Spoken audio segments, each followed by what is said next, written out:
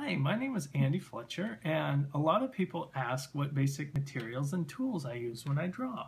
And hot press illustration board is one of the main materials I use to draw on, and it is the main material to draw on.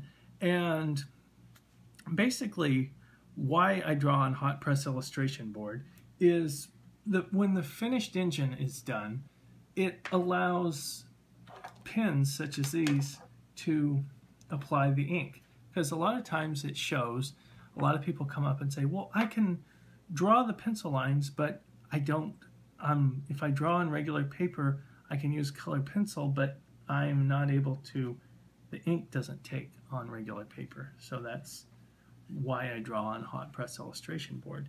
But probably one of my most important tools, if not these two are some of my most important tools, are the pencil, because the pencil does the whole drawing, it does the lettering, and it basically does the framework of the whole engine, and the calculator. Part of the problem is at the speed I do videos, it doesn't really give the calculator justice for how much work the calculator really does, because a lot of the drawings I do are drawings I've done time after time, year after year, and the measurements are in my head. But the problem is that the calculator, like on a drawing like this where it says Florida East Coast, I really need the calculator to figure out where the word Florida fits, where the spaces go, where East and Coast fit. I need the calculator to do the math of where the grills go, where the radiator section starts and stops, where the cab fits. And because of the calculator, doing the drawing teaches a lot of basic math skills, and it keeps them fresh in your head. And from that, basically, also there's a lot of pens that I use. There are kind of three different types of pens. Two are very similar, and then one's similar but different. Is that in the beginning I used to use water-based pens, and there's Mars Graphic pens and Tombow pens, which are both very similar. I recommend these for younger artists.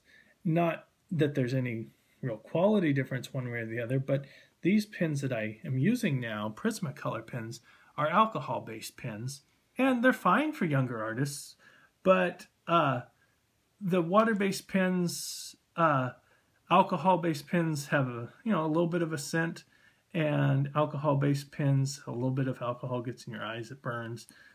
So if you're just starting out, I would probably use, the water-based pens. But believe me, the alcohol-based pens, alcohol dries very smoothly, and there are a lot of colors in the alcohol-based pens, which in drawing trains, a lot of people will ask, ooh, there's Florida East Coast red versus Southern Pacific red, and these alcohol-based pens, it's very, a lot easier to match a lot of the colors. So, there's pluses and minuses to them all.